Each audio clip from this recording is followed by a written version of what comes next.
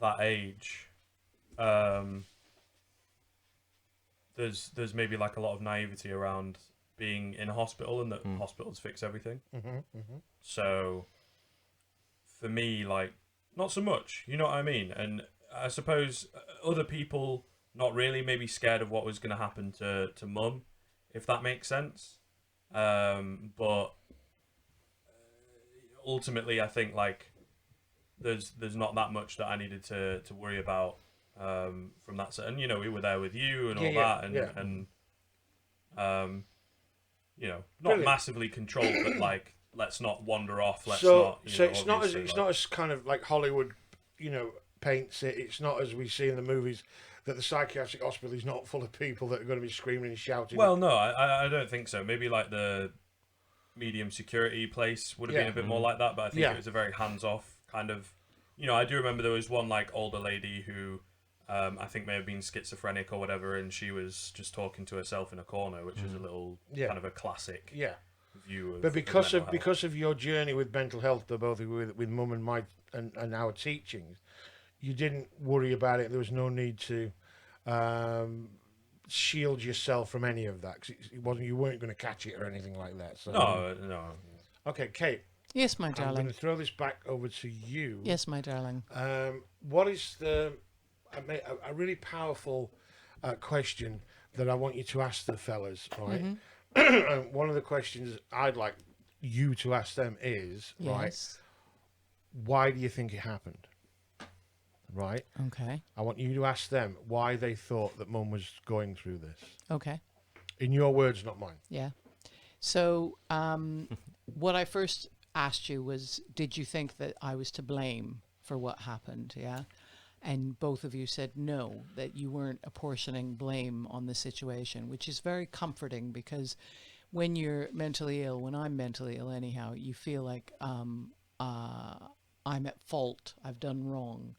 So I would be curious to know that if I'm not to blame, why do you think mum or people in general, because you've now met lots of people who identify as being mentally ill, why do you think people become mentally ill? What, do you mean like now? Yeah, Okay. what's your theory on it now? You want to shoot? So I think there's a lot of different ways, isn't there? Okay. Which is maybe what we're discovering a bit more of. At least the way that I see it, right? I feel like, and in your case, brain chemistry is a big thing. Okay. Which I feel like with people who are bipolar probably plays in a lot more. Yep. Right? Yep. So that's kind of a born with it thing. Obviously, as you know yourself, like there's ways in which you can help it come about, right? Yep. You know, Yep. or whatever. But then at the same time, and I think this is why a lot more people, maybe it's to do with society, maybe it's to do with openness and whatnot around it and understanding. But the other way for me is you know, more environmental. Right. Okay. Right? Like, Good. I don't know, you lose a family member and you become depressed. Yep. Or you party a bit too much, life's going really well, and you become manic. Yep. I feel like that natural mania, as it were, is a little easier to control, but then at the same time you can, you know, keep on diving and go into a depressive state because life isn't as good as it was a week ago. But yeah, I feel like the reason why we have more people is because of I don't know, the stresses of modern life, the openness, the acceptability, which is a whole, you know, there's another side to the coin that, and I suppose wanting a perspective from younger people, a lot of people around our age that aren't necessarily mentally unwell, but perhaps self-diagnose themselves a bit too easily because of the openness and the acceptability. Yes, I see what you mean. But yeah, I feel like it's stepped up because, you know, you have cases like yourself where, sure, the stress of life in your mid-20s or whatever brings it on, but it was probably bound at some point to be, you know, triggered just because you are predisposed. Predisposed, right? absolutely. Maybe in the same way, I don't know, that Dom and I might be by being your children, right? And in the same way your mother was, you know, blah, blah, blah. But then I think there are a lot more cases now that come down to just life ultimately and the way that you deal with it. To environment. Yeah, that sometimes it's very extreme. You know, like I say, I don't know, you lose a family member, your job, your house, and your dog all in the same month, like, right? Or Sounds like a could, country and western song. but you know, but it could be things smaller. I'm just trying to give like easy examples, right? Yeah, It all yeah. depends on the person. Absolutely. I like to think because of the environment that I grew up in and everything going on, I'm a lot more aware, and can control my emotions quite well. But that's not to say that at times the stress and the, you know, like in the first year of university is like a big one for me where towards the end of the year and with exams coming up and I don't know, very foolishly chose to do economics alongside my politics when I didn't have like a maths A level. Don't know why they even let me do it, but there you are. And like it just wasn't going well and I needed to resit and I, you know what I mean? And it was all piling up. Yeah. So that kind of maybe even just for a couple of weeks until I started revising and I was like, okay, I actually get this. But still, there was a time where I was a bit down and feeling like the world was against me and that I'm not going to get through this and all that kind of stuff. Mm-hmm. So, you know, so I think it does happen. But then it's like, this is what I'm saying, some people maybe at my age would go through that and you can look and you can find reasons as to why I'm feeling a bit down and the world's against me. And then I would go to you know, the doctor, they would put me on citalopram or whatever, and or whatever the like, you know, Prozac type is at the moment, and I'd be on that for the next few years, convinced that I'm depressed, Right. because I'm on antidepressants. Right. So Don't. I think that's the other side of the coin for me. Yeah. Yeah. I think personally, it very similar to what Harvey was saying. It is a nature versus nurture sort of thing, and people kind of forget that, you know, when they turn 20 or whatever, they think that the whole world is, you know, if they're depressed at that age, it's because something that's happened to them recently, or, you know, when they can see their mental illness developing, they think it's because of what's happening at the current time. But psychologically speaking, the most important years of our lives are age 1 to 4. And if you don't have a good normal per se environment when you're growing up and when you're maturing, it will affect you a lot more later on in life, because it's a lot easier when you're that age to sort of deny the things. But we find that, you know, people that might be missing a father figure, or they might have a rough childhood through abuse of, you know, physical, sexual, whatever type of abuse it might be, that later on in life they can develop mental illness, and it, you know, they'll think that it's something that's happened to them recently, but it could have been through their childhood and their adolescence that has developed this.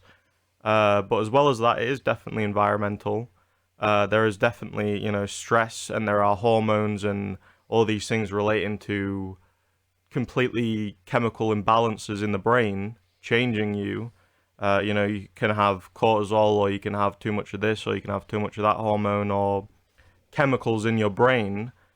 You can have serotonin overloads. You can have all types of overloads that are completely environmental that can change you. But I definitely think that a lot of mental illness, in terms of the more common types of mental illness, are developed when you're younger, through, you know, trauma that you can inherit from your family, or trauma that you can just go through while you're young, especially when you are very young, when you think that you're not learning, but that is a very important time in your life.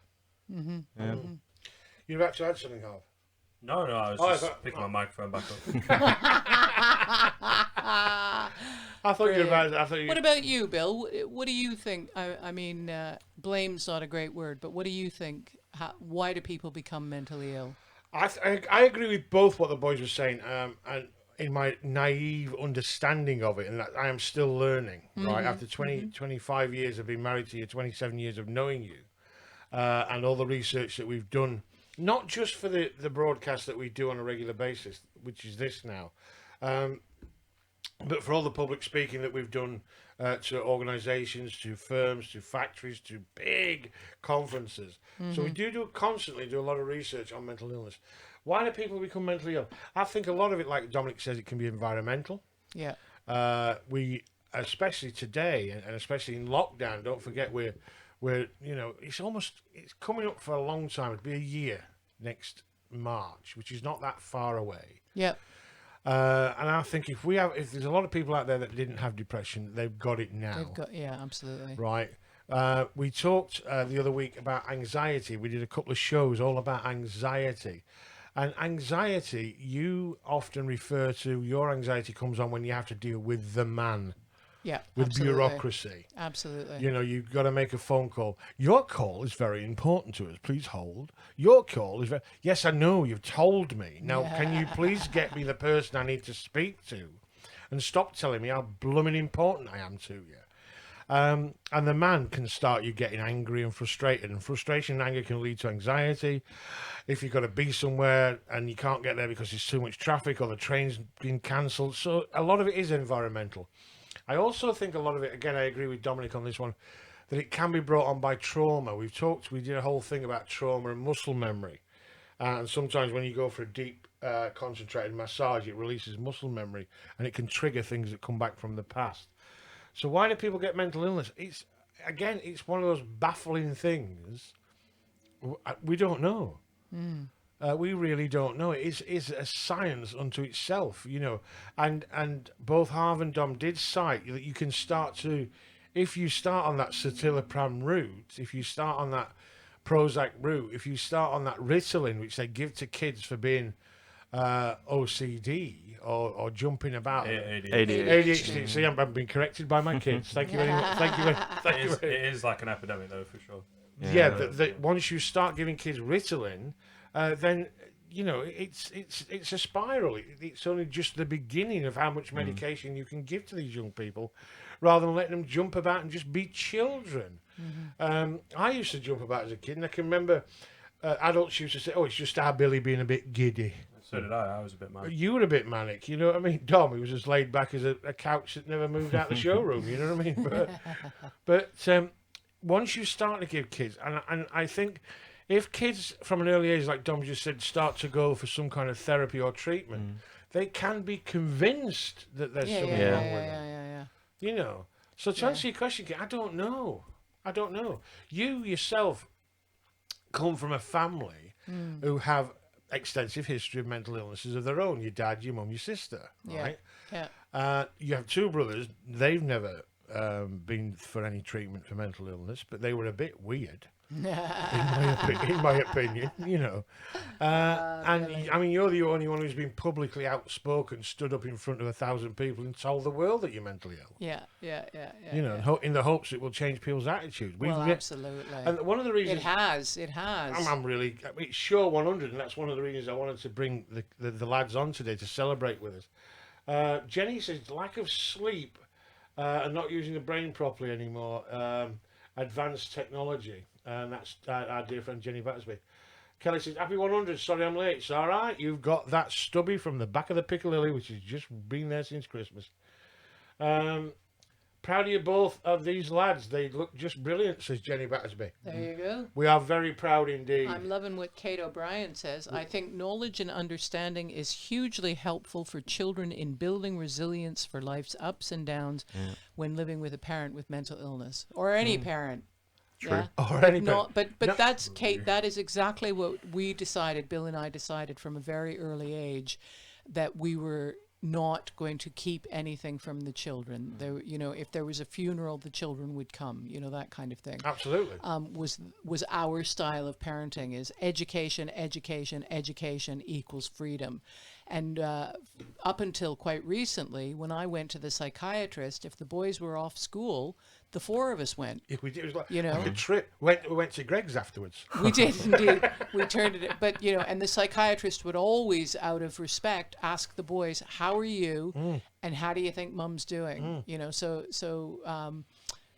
I think this is why both Dominic and Harvey have thought about it and have opinions about it, you know, and they've both expressed their opinions, and I think we're all singing from the same song sheet. When you say you don't know, I think Dominic said it. It's nature nurture, and Harvey said it. You're predisposed. Yeah, you're more likely to get it because you come from this strain of genetics. You know, like you're more likely to get diabetes because it runs in the family. You're more likely to have a nose that, you know, looks with a ski jump because your mum had one. You're more likely to have a funny toe because your grandmother had one, you know, that kind of thing. But so it's finding that balance, and education, I think, is the key. And I love the fact that when you go off on things like you're more likely to have a funny toe because your grandma had one. I love the look that Dominic gives me going, what's she talking about? I know. Which But is brilliant. Dominic tolerates me brilliantly. I know. I mean, just to share with the crazy crew, Dominic has, you know, always been turned that frown upside down. Yeah. So much so that we call him Dr. Dom. We do, call Dr. him Dom. Dr. Dom. Dr. Dom. I want to ask the boys again then, bringing it right back home, I want to bring it home, about mental health of your generation. Yeah. And how open you are with your peers and your friends and your pals. Now, I know from experience that both of you have been touched by it very, very deeply in the last few months. I don't want to name names, no pack drill. I just want to ask you, as two individual lads who I could be talking to on the street, on the buddy bench, in fact, can you tell me, Harvey, about your generation and mental health and how open you are about talking about it to your friends? I think we're fairly open, to be honest, like across the board, really. I don't know. A lot of people seem to be more willing to talk about it, more willing to listen. There's always these social media initiatives, you know. It's okay to not be okay, or whatever it is. It's a great campaign. But yeah, so there's an awful lot, and I think it's fairly easy. It's just still comes down to that old classic that, you know, it's hard to ask for help just as a person, just as a human, regardless of whether people are open or not. You know, it's just hard to admit that there's something not quite right. Yeah. Is it still, I've got to ask this, is it still a gender thing? Do you think girls or young women of your age are more open to talk about their mental health than the boys are? Because there's a huge gender divide when it comes to talking about it. Let me butt in on this one. Yeah, I don't know. I feel like at our age, maybe not so much. I'd say but when you go up a bit. I'd probably say yeah. I think from you know, most generations, it's very hard for men to talk about themselves, and for men to try and deal with stuff, you know, be it a British thing or be it you know, anywhere in the world. It's a lot, you know, statistically proven that men would rather, you know, stay home than go to the hospital, and that definitely counts for you know, mental health and mental well-being. I think one thing with our generation though is you know, especially with the generation, you know, who are like 9 to 15 now, who are getting into technology a lot younger.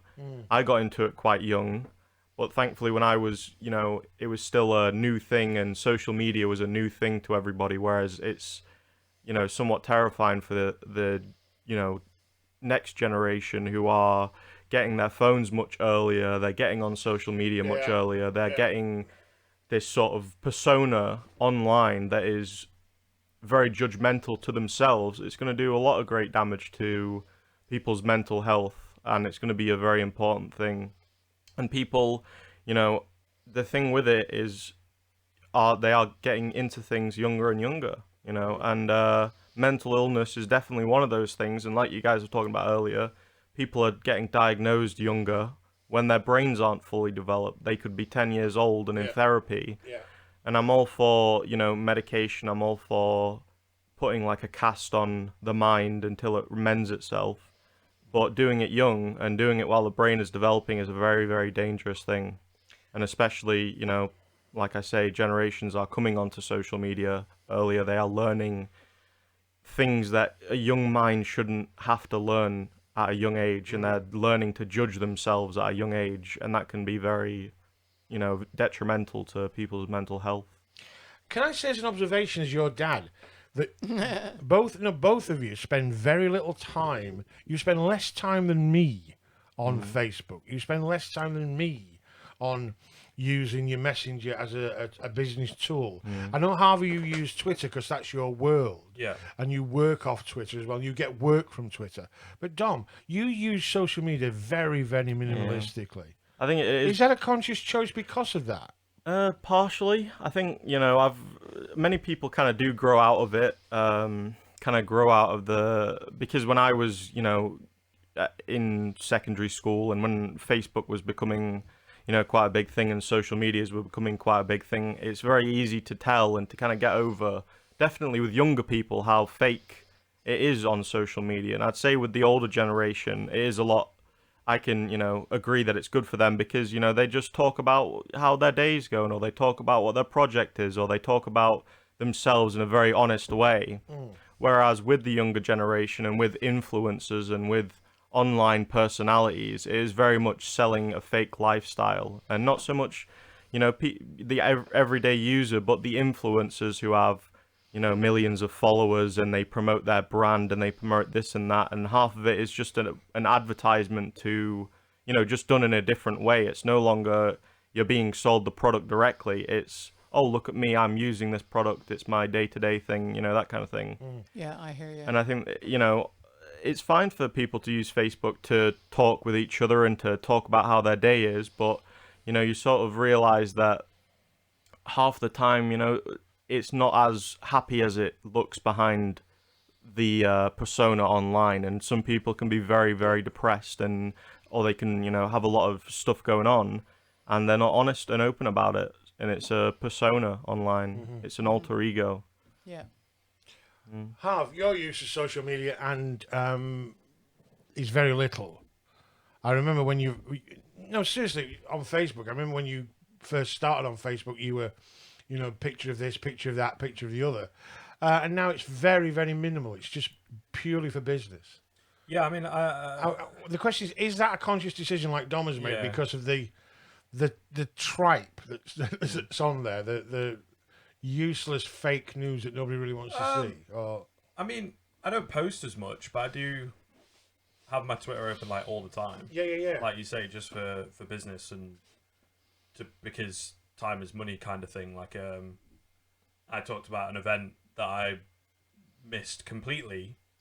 Didn't even have an opportunity out there. It was like an open casting call thing for Valorant, which is a game I'm trying to get into commentating and stuff.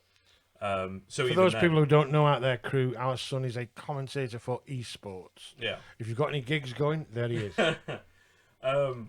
But yeah, so I ended up, missing that and whatnot. But that's kind of the only reason that I use it. I feel like social media is a little bit of a double-edged sword, really. Is it dangerous? Yeah. Can it affect people's mental health? 100%. 100%. If you spend enough time, and this is one you talk about gender. This is one I think particularly for girls. Yeah. Where beauty standards and all that kind of thing are incredibly high, and you also have even just the simple things like filters and whatever that they do that they apply, that like airbrushing and stuff that's been going on for years and years and years in the modeling industry.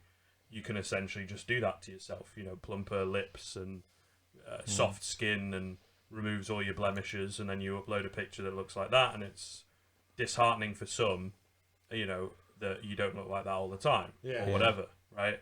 And again, it depends person to person.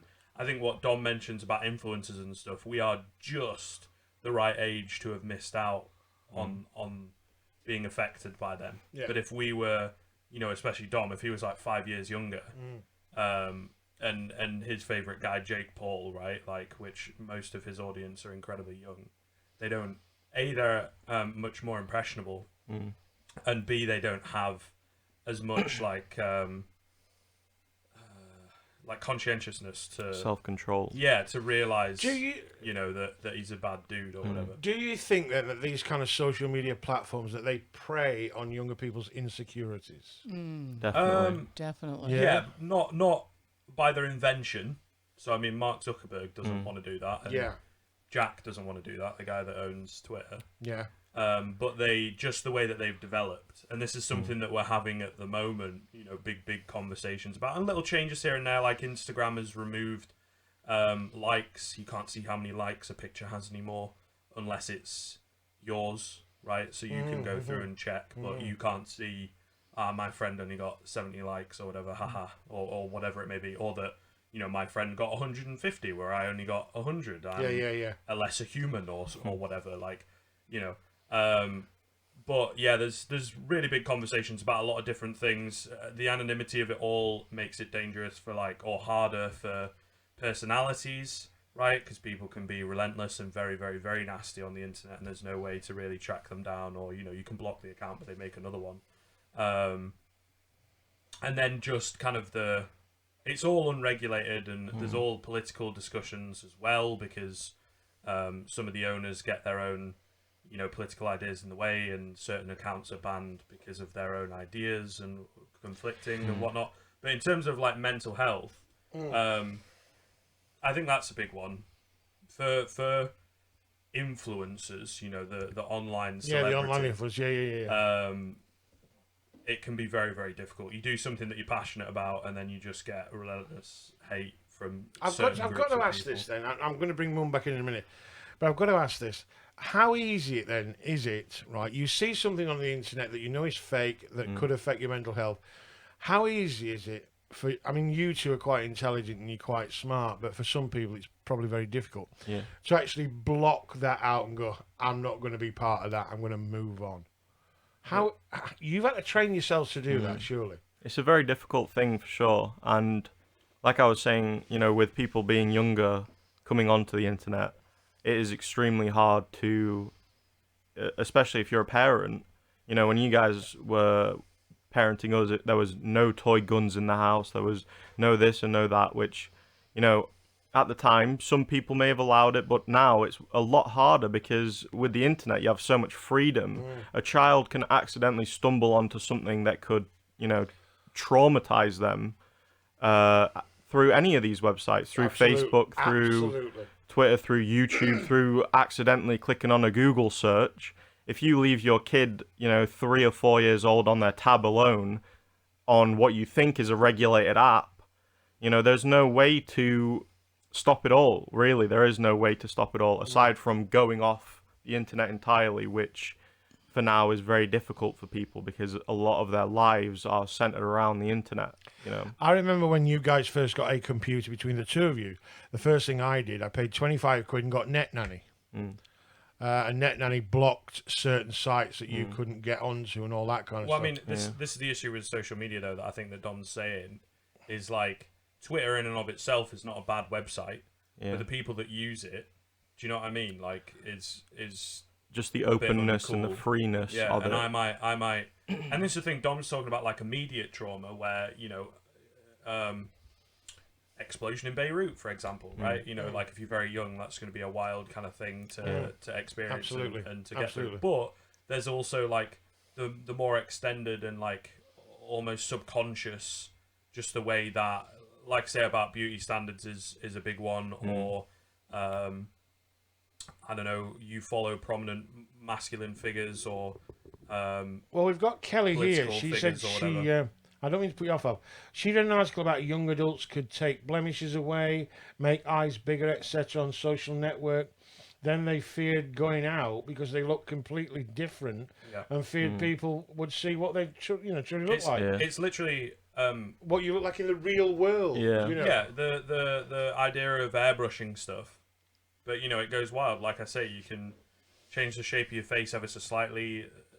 All the lip filters are the big thing at the moment. But if you have separate apps, some of them, some of the best ones, is it Facetune? I think is a really popular one. It's free. You can increase the whiteness of your eyes. Oh, for goodness! And everything. It's. I like my eyes being bloodshot. Well, but this is the thing. It's on social media, it is the best version of yourself. Is what you get that's what show, the best. Which is what makes it kind of dangerous. You do also have the other side of the coin where some people are so honest and raw, but they tend to be funnier people or whatever. But if you are a beauty influencer. You've got a YouTube channel and I don't know 20,000. It's a dangerous world. That's what we're saying. Is it's a dangerous world. Yeah. I just want to kind of cut back to Mum, and you said that we allowed our kids very open access to mental Very health, much so. and allowed our kids to be very questioning about mental health. We hid nothing from them. Mm-hmm. As a parent now, I mean, our lads, you know, one of them's 9, the other one's 11, because I'm only 37 years of age, as you know. Would you encourage other parents to be as open as you were? I would. And I were about I would. that, right. I would. And I'm not going to tell anybody how to parent their kids, but I just believe education equals freedom. And I think that you have to judge it yourself because you have to parent the child you've got, you know, depending on your child's awareness, depending on your child's fear levels, depending on, to use Harvey's great word, predisposition. But as a general thing, I'm a big believer that hiding it away is what breeds stigma. Do you think that? I know. Do you think that we're doing SATs at the age of 4? We're doing this at the age of 5. We're doing this at the age of 6. Do you think mental health should be part of the school curriculum? Absolutely. And if so, at what age? From the beginning. Okay. Right from the beginning, you know, emotional resilience, and it can be taught. You know, so much of this stuff, all the nurture stuff, it can be taught. That's why I talk so much, because I have learned that by doing this action, I help myself. And therefore, a 4-year-old, you know, and I mean, I wouldn't overly formalize it, but, you know, it's as simple as like trying to teach a kid to share. You know, that if a child gets upset, how we deal with that, you know, like Harvey's talking about men, little boys, right? What do? Man up, you know, come on then, boys don't cry, little boys don't cry, you know, type thing, right? And the way that we raise our children definitely has an effect on how they will filter mental illness later in life. Brilliant. I want to throw this back to you then, boys, in the last 5 minutes of the show for our crew out there. Harv, mental illness in schools, yes or no, and why? Yeah, but I think some of the ways that it's being done at the moment is not quite correct. It's a very, very complex issue. We've talked about like young people misdiagnosing, which I think is like a huge thing. And I feel it comes down to like a question of resources. It can't, and it's really hard, right? Because when you're young, you probably have a lot of trust. We were just talking about it yesterday on our walk. You have a lot of trust in certain teachers, and they, you know, affect your life and stuff. But I would feel personally that if you're going to do it and do it properly, you need a professional. Absolutely. Then that can be a bit more daunting. I don't mean in the sense that, you know, you send like 5-year-olds to a therapy session or whatever, but like someone who is trained to teach young people about the importance of mental health. Well, they're trying rather than you know, Miss Lynch, right, teaching 5-year-olds with her haphazard knowledge that could potentially be damaging because they are so young and impressionable. Well, every workplace now, they're trying to make it compulsory to have a mental health first aider in there, trained mental health first aider. Yeah. Do you think that all schools should have a trained mental health advisor for that age? In an ideal world, yeah, but you know, resources and money, right? Like, okay, yeah, agreed. But yeah, in an ideal world. Dom, mental health in schools, if so, what age and why? Yeah, I think definitely secondary school age. It's already quite prevalent, I'd say. But one thing with it is it has to be done in a very particular way. You know, you can't handle them like children, and you can't handle them like full-grown adults. Yep. It is a very specific thing, and if you screw it up, it will scare people away, because if you mess up at that very prevalent adolescent age, mental illness and the way you look at mental illness and the way that it's, you know, you've been helped, if it's messed up, it will mess you up for the rest of your life. It might scare you away from ever seeking help when you are fully developed. If you need it, yeah. So, you know, definitely it should be done, but it has to be taken very, very carefully, you know, and the situation has to be done very specifically. We can't teach mental illness and we can't teach caring in a broad stroke. It has to be a very specific, fine-tuned recipe, I suppose, to look after that age of adolescence, which is extremely important now. Beautifully put. Thank you very much, fellas, for popping in. Thank you. and celebrating with us our 100th show and making it very, very special, if in my opinion, Kate. I love it. I absolutely love it. I have several people I will be telling to make sure they watch. Make sure my they boys. My boys. And it would be brilliant if you could come back at another stage, maybe 150 or... Yeah, man. Aye, aye. Or even if we do cover the subject, and I'd really like to cover the subject one day of adolescent mental health. Yeah. And how everyone of your age, and you're all touched by it now, because I know that you two have been through certain issues, not yourselves personally, but people that you've been connected with. How we close our show is we turn to the camera next to us and we give our pals a wave, which is over All there, right. Harv. Mum's waving for no reason at all. They can't Am I even not in that? you're not in that I've shot been at all. smiling all afternoon. I know. I didn't need to. I didn't need to. Oh, for goodness You're in sake. that Don't shot. you worry, I will put you there, Kate. Am I there? You, Am I there? you are there. Am I camera 3? You are. Thank you very much, crew. What a lovely afternoon. Again, we've been with you. I hope you got something from that. Thank you for... I'm going to find out about these lip filters. That sounds fantastic. I want some. All right. I want some. All right. Thanks very much. We are not on tomorrow because our lad there is doing his wonderful stuff on the World Wide Web. So we will be back with you on Thursday when we're probably going to be talking about something really mundane. Yeah. Like dipping... by ourselves. by ourselves, like dipping your Brazils into melting chocolate. Ooh. We don't know. Thank you ever so much for sticking with us. Show 100. Kate and I now are going to probably go to the back at fridge and see if we can find that stubby. This is the big old Yorkshire pudding saying thank you ever so much. We'll see you later. And over there... Kate the Great, the crazy Canuck, mother of the fine young men that you've been listening to this afternoon. She thinks she is. She may be the mother, but I brought them up. Thank you ever so much. We got Clive here saying, respect to all of you for talking openly about this subject and great to have the younger point of view. Thank you for a great hour. Clive, thank you for being See, with there's us. Wendy at our school. There's a counsellor working there to help with children's mental health. Brilliant. It is on the agenda. It's and on the agenda. We and think it should be. And, well, Harvey, I think you went to that school that Wendy works at, actually. And if it wasn't for you, there wouldn't be mirrors in the girls' bathroom. You were on the school council. You were on the Yeah. school council and Wendy's a I dinner. remember. Yeah. Okay. Brilliant. Thank you ever so much, guys. We will see you on Thursday. Bye-bye. Bye. Thank you.